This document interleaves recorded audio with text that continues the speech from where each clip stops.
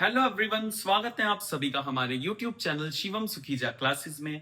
आओ इस video lecture में मैं आपको समझाने वाला हूं कॉन्सेप्ट ऑफ प्लानिंग, जो कि पूरा का पूरा बेस्ड है एनसीईआरटी के लेवल पर।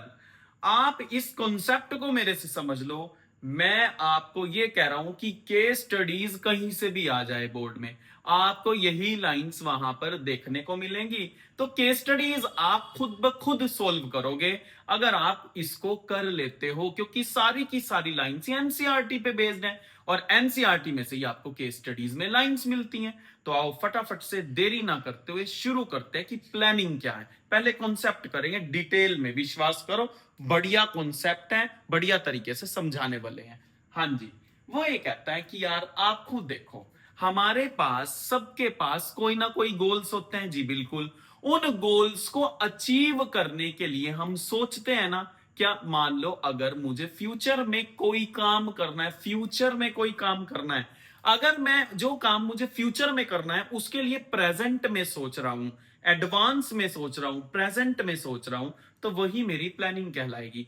लेकिन हमें पूरा का पूरा लाइन टू लाइन देखना है ताकि हम बढ़िया तरीके से बोर्ड में प्रिपेयर होके जाएं। तो आओ देखते हैं। Planning is deciding in advance, किसी भी चीज को एडवांस में डिसाइड करना। अरे किसे सर? वो ये कहता है व्हाट टू डू, यानी कि क्या करना है। हाउ टू डू यानी कि जो करना है, that is goals. What to do का मतलब क्या होता है? ऑब्जेक्टिव्स, आपको क्या करना है।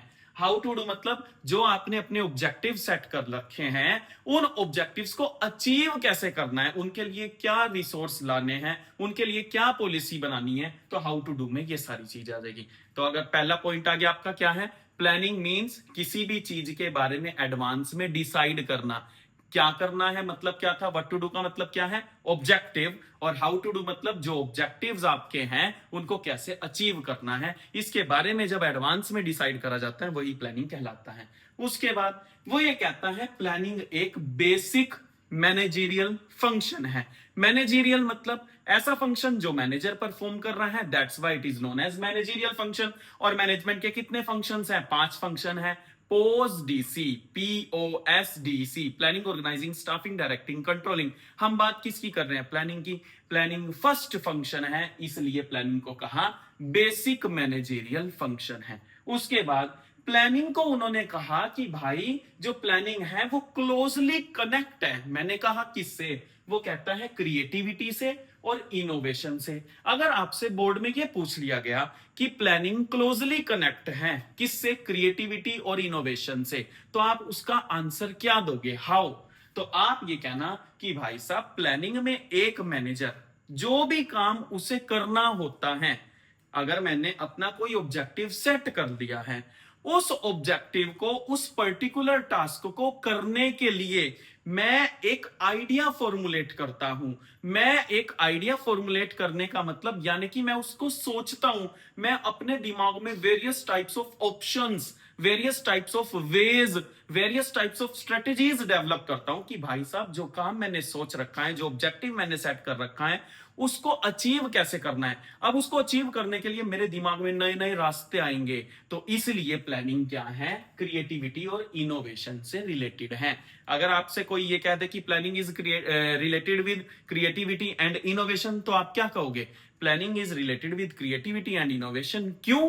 क्योंकि किसी भी काम को करने के लिए, एक पर्टिकुलर टास्क को करने के लिए मैनेजर को अपने दिमाग में क्या करना पड़ता है? At the time of planning ideas, options formulate करने पड़ते हैं। जो ऑप्शंस उस गोल को अचीव करने के लिए उसके दिमाग में नए नए आ रहे हैं, वही उसकी क्रिएटिविटी को और इनोवेशन को दर्शा रहे हैं। ये भी हो गया। वो ये कहता है प्लानिंग के टाइम पे एक मैनेजर को पहले अपने ऑब्जेक्टिव सेट करने पड़ते हैं। ऑब्जेक्टिव सेट करोगे तभी प्लानिंग का कोई वजूद होगा।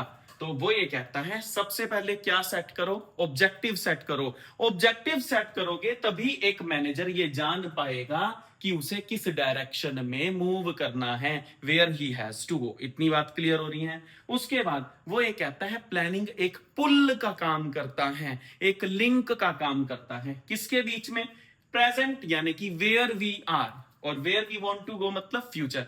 अरे यार अगर मैं यहीं पर बैठे बैठे फ्यूचर के बारे में सोचने लग जाऊं तो मुझे प्रेजेंट से फ्यूचर में पहुंचा दिया है। किसने? प्लानिंग ने। इतनी बात क्लियर आ गई। तो प्लानिंग एक तरीके का लिंक है जो प्रेजेंट को फ्यूचर से जोड़ देता है। उसके बाद planning is what managers at all levels do. इस लाइन का मतलब यह है कि जो प्लानिंग है वो केवल टॉप मैनेजमेंट का फंक्शन नहीं है।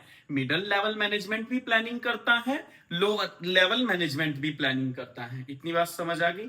तो वो ये कहता है टॉप मैनेजमेंट पूरी ऑर्गेनाइजेशन के लिए प्लानिंग करता है, मिडिल लेवल मैनेजमेंट पूरी डिपार्टमेंटल प्लानिंग करता है, और lower level management day to day यानी कि ऑपरेशनल प्लानिंग करता है। तो इसका मतलब यही है what managers at all levels. भाई हर लेवल्स पे जो मैनेजर कर रहे हैं वो प्लानिंग है, केवल टॉप मैनेजमेंट का फंक्शन नहीं है, सारे के सारे लेवल पे प्लानिंग करी जाती है, परफॉर्म करी जाती है। प्लानिंग डिसीजन मेकिंग का काम भी है। प्लानिंग में हम डिसीजन बनाना सीखते हैं। It requires decision making. कैसे? ये एक इंपॉर्टेंट पॉइंट है, आपसे बोर्ड में अकेला पूछ लिया जाता है कि planning facilitates decision making how. तो वो ये कहता है देखो प्लानिंग में हम क्या करते हैं, गोल सेट कर दिया। अब उस गोल को अचीव करने के लिए हम बड़े सारे ऑप्शंस को डेवलप करेंगे। किसको डेवलप करेंगे? ऑप्शंस को। ऑप्शंस मतलब वेज मतलब ऑल्टरनेटिव। अब ये थोड़ी ना आप हर एक ऑप्शन पे काम चालू कर दोगे।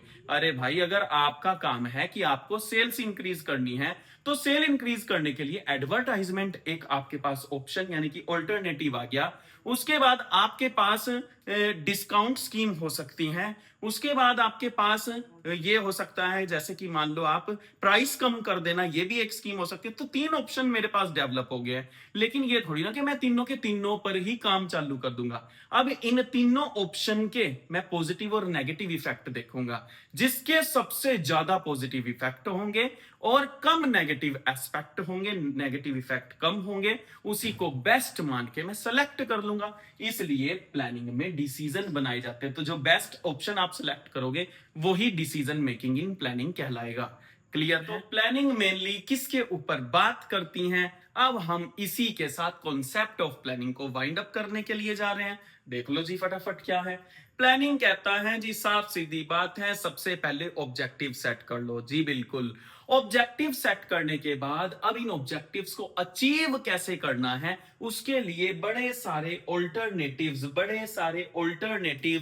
मेथड्स वेज डेवलप करो। अरे भाई मेरी कंपनी का ऑब्जेक्टिव रखा है सेल्स बढ़ानी है, हमें सेल्स कैसे बढ़ाई जा सकती हैं? आप अपनी राय दीजिए। किसी ने कहा प्राइस कम कर दो, किसी ने कहा सेल प्रमोशन टेक्निक का इस्तेमाल करो, किसी ने कहा ऑनलाइन मार्केटिंग में कूद जाओ, किसी ने कहा डिस्काउंट वगैरह। ये तो चलो सेल्स प्रमोशन, एडवर्टाइजमेंट बढ़ा दो। तो बड़े सारे ऑप्शंस डेवलप करना ही आइडेंटिफाइंग यानी कि developing appropriate courses of action है।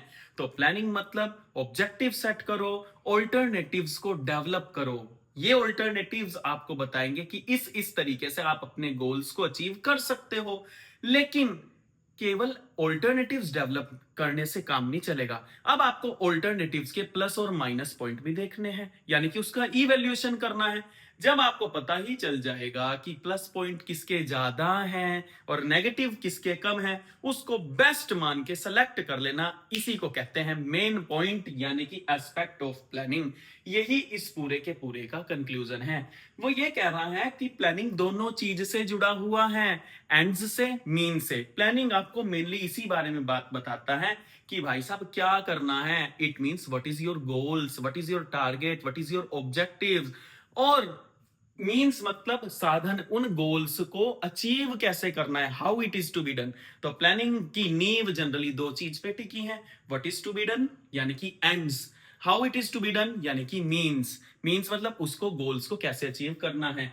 वो ये भी कह रहा है प्लानिंग व्यर्थ है, प्लानिंग एक फ्यूटाइल एक्सरसाइज है। अरे कैसे कह सकते हो सर आप प्लानिंग एक फ्यूटाइल एक्सरसाइज है? वो कह रहा है मान लो हम सोच तो रहे हैं लेकिन काम कर नहीं रहे हैं। ठीक है, हम उसको ना तो लागू कर रहे, खाली मैं तो सर 90% लाऊंगा। अरे लाएगा तो उसके लिए पढ़ना भी पड़ेगा, अदरवाइज तेरी करी गई प्लानिंग सारी बेकार है यार। तो इसलिए प्लानिंग एक फ्यूटाइल एक्सरसाइज है। अगर आपने जो प्लान बनाए हैं आप उसको इंप्लीमेंट नहीं कर रहे हैं, उसको एक्शंस में नहीं ला रहे हैं। उसके बाद प्लान्स बनाते वक्त आपको दो चीजें ध्यान में रखनी चाहिए, एक तो टाइम फैक्टर और एक एनवायरनमेंट में आने वाले चेंजेस और कंडीशन। अगर एनवायरनमेंट में आने वाली कंडीशन और चेंजेस को और टाइम को आप ध्यान में नहीं रख रहे हो और प्लान बना रहे हो, तब भी आपकी करी गई प्लानिंग वेस्ट हो जाएगी। तो कुल मिलाकर के लास्ट में यही कहते हैं और कॉन्सेप्ट को वाइंड अप करते हैं, if you want to do planning set objectives. अच्छा, उसके बाद ऑल्टरनेटिव्स डेवलप करो, उसके बाद प्लस माइनस देख के जो बेस्ट है उसको सिलेक्ट कर लो, इसी का नाम है प्लानिंग। होप सो आपको प्लानिंग का कॉन्सेप्ट क्लियर हुआ होगा। Share with your friends. Thank you.